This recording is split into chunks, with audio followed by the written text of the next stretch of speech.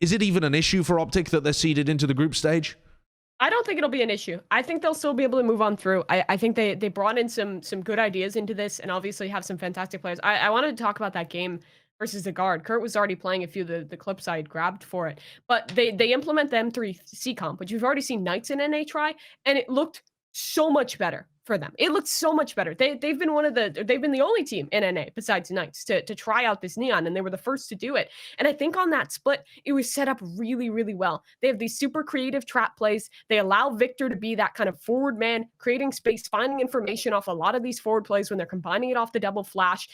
This was one, I believe, that was, this was their bonus round, where early on, they went for some aggression over towards A main. And what I like about this round isn't just that they have these preset plays to try for aggression, try and get information. It's how they adapt off it. Because they lose a man.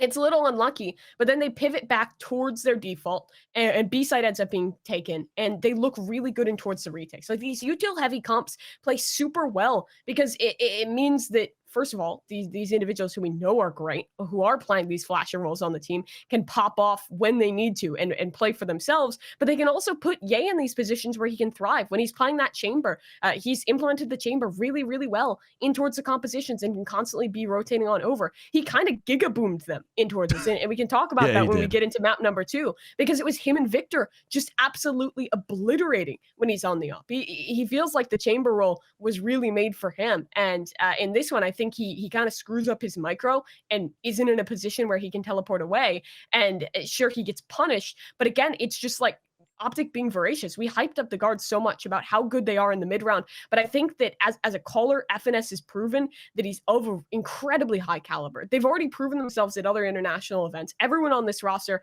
has LAN experience, and my biggest issue with them previous was that they weren't a meta-defining team. It always felt like they were lagging behind it a little bit. That's changed. They've proved that they can, in this meta, be a team to push forward and come in with their own ideas and try things new before other teams in NA have implemented it. I think Optic can do some serious damage. I really do. I think as long as Victor's firing on all cylinders, this team, I think North America's got 2 fantastic teams heading to Reykjavik.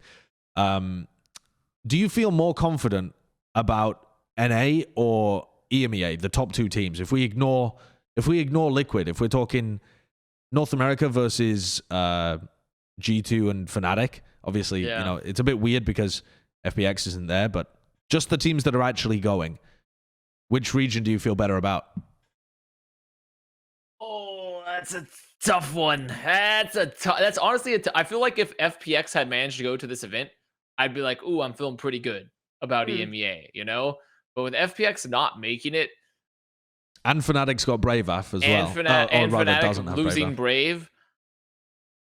I mean, I have an extreme amount. I am a tier 3 sub to the guard, is the thing. I am a huge guard sim. I have believed. I have been the believer here of the guard, I feel.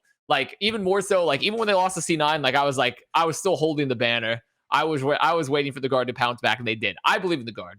Oh, I by actually the way, think Optic look really good too. Just about this, none of us were correct with our bold predictions from North America about which 2 teams would make it through. But we each got one. We each got one. I got Optic. The rest of you guys got guard. Everything's happy. Everything's good. Enjoy exactly. it. I think so. I do believe. I love the guard. I wasn't even on this episode, so it wasn't even for. I didn't have but mine would have been the guard and C9. So yeah. Which and we don't talk about XSET, but my god, disappointed. Yeah, that's just 4th place again for XSET. Just Smile. Same thing. So, Smile. I believe in the guard. All right, I'm gonna take a big huff of my NA copium, and I'm gonna say that NA is gonna do better.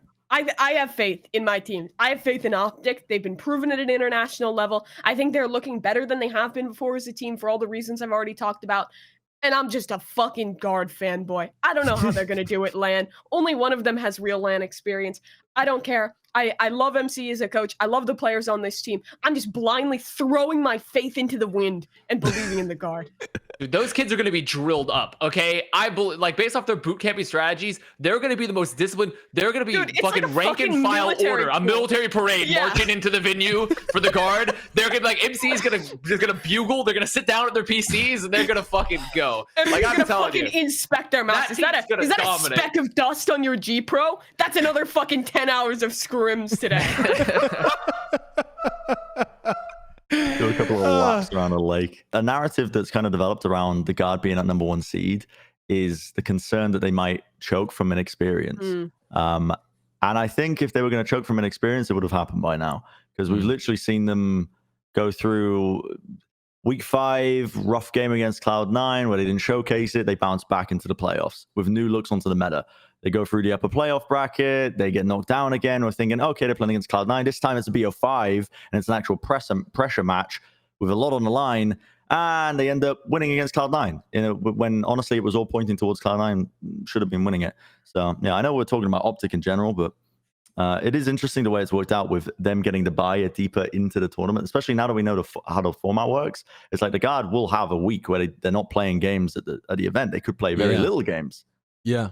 It's a weird one, actually, because I feel like from the Guards' point of view, of course they love to skip straight to the playoff stage because you have no opportunity of you know stumbling at the beginning and getting grouped. But also probably those group stage games would have been good to get a bit of the confidence going, a bit of the experience going, that kind of stuff. So I'm not saying it's really like a double-edged sword, like it's perfectly even with the pros and the cons, but they are getting thrown straight into the deep end. You're getting immediately chucked into an upper quarterfinals match, and you can only lose once. I think there's a chance they could play a 1 seed. Yeah, maybe there is. Yeah, they could play against a 1 seed. I don't know how the fuck they're going to do this. I don't know how it'll be seeded. I'm lost. It'll be tough. Yeah. It'll be tough. Yeah, that's what I'm saying. It will be difficult. Esports book that's on the shelf. Maybe that'll have the answers. Oh yeah, let me have a look. Read the book of esports. Take a look at it. What does Ninja have to say? Okay, what does Ninja have to say? Ninja says, think instrumentally. So think about your instruments. I'm thinking about my instrument every day. I picked up the piano like 2 years ago.